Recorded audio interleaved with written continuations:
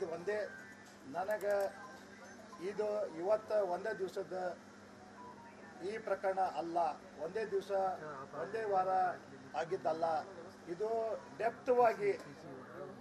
ಡೆಪ್ತ್ವಾಗಿ ಅದನ್ನೇ ತನಿಖೆ ಮಾಡಿ ಆ ಷಡ್ಯಂತ್ರದಲ್ಲಿ ಯಾರ್ಯಾರಿದಾರ, ಎಷ್ಟು ವರ್ಷದಿಂದ ನಡೆದಿದೆ, ಎಷ್ಟು ದಿವಸದಿಂದ ಇದೆ, ಯಾರ್ಯಾರು ಅದಾರ ಅನ್ನೋ ಒಂದು ಕೂಡ ಹೇಳಿಕೆ ಕೊಟ್ಟಿದ್ದೆ. ನಾನು ಓಪನ್ನಾಗಿ ಮಾತಾಡ್ತೀನಿ. ಅವತ್ತೇನು ಸ್ಟ್ಯಾಂಡ್ ಇದೆ ಅದೇ ಸ್ಟ್ಯಾಂಡ್ ಇದೆ ಇವತ್ತು ಕೂಡ. ಯಾರೇ ನಾಯಕರು ಬಂದರೂ ಕೂಡ ಎಲ್ಲರೂ ಕೂಡ ನನಗೆ ಧೈರ್ಯ ತುಂಬಿ ಹೋಗಿದ್ದಾರೆ. ಯಾವುದೇ ಪಕ್ಷಾತೀತವಾಗಿ ಎಲ್ಲರೂ ಬರ್ತಾ ಇದ್ದಾರೆ, ಎಲ್ಲ ಜಾತ್ಯತೀತವಾಗಿ ಹೋರಾಟ ಮಾಡ್ತಾ ಇದ್ದಾರೆ. ಎಲ್ಲರೂ ಕೂಡ ಸ್ಟ್ಯಾಂಡ್ವಾಗಿ ಇಡೀ ವಿಶ್ವನೇ ಇದನ್ನು ನೋಡ್ತಾ ಇದೆ. ಅಂಥದ್ರಲ್ಲಿ ನಾನು ಯಾವುದು ಆ ಥರ ಹೇಳಿಕೆ ಕೊಟ್ಟಿಲ್ಲ ಅಂತೇಳಿ ನಾನು ಅಂತೇನೆ. ಅಲ್ಲ, ಮೊನ್ನೆ ಕಾಂಗ್ರೆಸ್ದು ಬೈದಿರಿ, ಮುಖ್ಯಮಂತ್ರಿ ಬೈದಿರಿ. ಈಗ ಮೊನ್ನೆ ಎಚ್ ಕೆ ಪಾಟೀಲ್ ಅವರು ಬಂದಾಗ ಕಾಂಗ್ರೆಸ್ ಸಪೋರ್ಟ್ ಮಾಡ್ಯಾರ, ಪುಣ್ಯ ಕಟ್ಕೊಂಡಾರ, ನನಗೆ ಸಪೋರ್ಟ್ ಮಾಡ್ಯಾರ, ಅವರೆಲ್ಲ ಮಾಡಾಕತ್ತಾರ ಅಂತ ಹೇಳಿ ಅಲ್ಲ ಇದು ಸ್ಟೇಟ್ಮೆಂಟ್. ಈ ಮಾತನ್ನು ನಾನು ಖಂಡಿತ ನಮಗೇನಾದರೂ ಈ ರೀತಿ ನಾನು ಹೇಳಿಲ್ಲ, ಮತ್ತು ಆ ರೀತಿ ಅವರಿಗೆ ಪುಣ್ಯ ಕಟ್ಕೊಂಡ್ರಿ ಅನ್ನೋ ಮಾತು ನಾನು ಹೇಳಿಲ್ಲ. ನಾನು ಹೇಳಿದ್ದು ಒಂದೇ, ಈ ಒಂದು ಹೋರಾಟದಿಂದ ಈಗ ಎಚ್ಚೆತ್ತರಾಗಿರಿ. ಈ ಕಾಯ್ದೆ ಮಾಡಿದ್ದಕ್ಕೆ ನಾನು ಸ್ವಾಗತ ಮಾಡ್ತೀನಿ, ಮಾಡಿದ್ದಕ್ಕೆ ಅವರಿಗೆ ಧನ್ಯವಾದ ಹೇಳ್ತೀನಿ.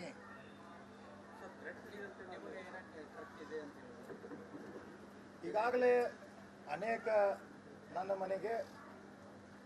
ಮನೆಯ ಹತ್ಯೆ ಆದ ನಂತರ ಅನೇಕ ಜನಗಳು ನನ್ನ ಸಂತಾಪ ಸೂಚನೆಯಲ್ಲಿ ಬರ್ತಾ ಇದ್ದಾರೆ, ಧೈರ್ಯ ತುಂಬಲಿಕ್ಕೆ ಬರ್ತಾ ಇದ್ದಾರೆ.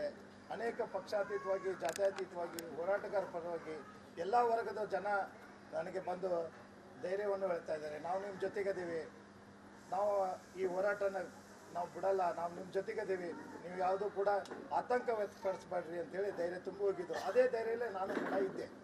ಕೆಲವೊಂದು ಸನ್ನಿವೇಶ ನನಗೆ ಕಂಡು ಬಂತು. ನನ್ನ ಈಗೇನೋ ಮಗಳು ಇದ್ಲು, ಅವಳ ತಾಯಿ ಹತ್ರ ಮೊನ್ನೆ ದಿವಸ 5ನೇ ದಿವಸ ಒಂದು ಕಾರ್ಯಕ್ರಮದಲ್ಲಿ ಅವರು ಕೂಡ ಸಂತಾಪ ಸೂಚನೆ ಹೇಳುವಂಥ ನೆಪದಲ್ಲಿ ನಮ್ಮ ಮನೆಯವರ ಹತ್ರ ಆ ಬೆಡ್ರೂಮ್ನಲ್ಲಿ ಹೋಗಿ ವಿಡಿಯೋ ಮಾಡಿಕೊಂಡು ಚಿತ್ರೀಕರಣೆ ಮಾಡಿಕೊಂಡು ಹೋಗಿದ್ದು ಕಂಡು ಬಂತು. ನಾವು ಮನೆಯಲ್ಲೇ ಕುಟುಂಬದಲ್ಲಿ ಪ್ರತಿ ದಿವಸ ಏನಾದರೂ ಘಟನೆಗಳಾದರೆ ಈಗ ನಾವು ಎಚ್ಚೆತ್ಕೊಂಡು ರಾತ್ರಿ ಒಂದು ಸ್ವಲ್ಪ ಡಿಸ್ಕಷನ್ ಮಾಡ್ತಾಯಿದ್ದೇವೆ. ಅದರಿಂದ ನನಗೆ ಕೂಡ ನನ್ನ ಮನೆತನದ ಪರವಾಗಿ ನನಗೆ ಮಾಹಿತಿಯನ್ನು ಬಂತು.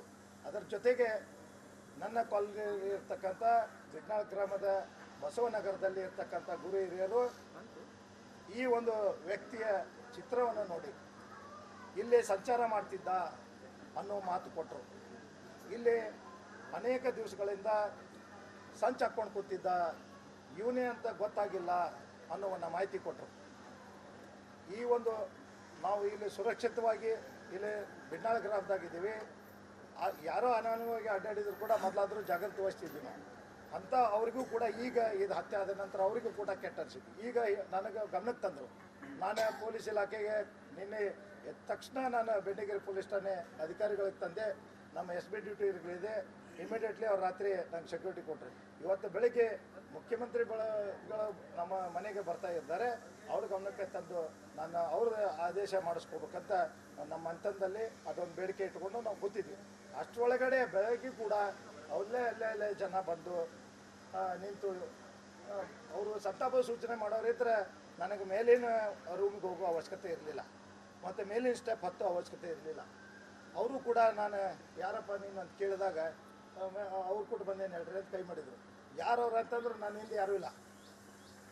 ಈಗ ರೀಸೆಂಟ್ ಇಷ್ಟೆಲ್ಲ ಆದರೂ ಕೂಡ ನಾನು ಬಹಿರಂಗವಾಗಿ ಇಷ್ಟೆಲ್ಲ ಹೇಳಿದ್ರು ಕೂಡ ಅಂತಲ್ಲಿ ನನಗೆ ಏನೋ ಒಂದು ಸಂಚು ಹಾಕಿದ್ದಾರೆ ನನ್ನ ಸುರಕ್ಷಣೆ. ಅದು ಅವಾಗ ಇಮಿಡಿಯೇಟ್ಲಿ ನಮ್ಮನೆ ಮಂತಂದಾಗ ಮಾತಾಡಿಕೊಂಡು ನಾವು ಕ್ಯಾಮ್ರಾನು ಕೂಡ ಕೆಳಗಡೆ ಹಾಕಿದ್ವಿ.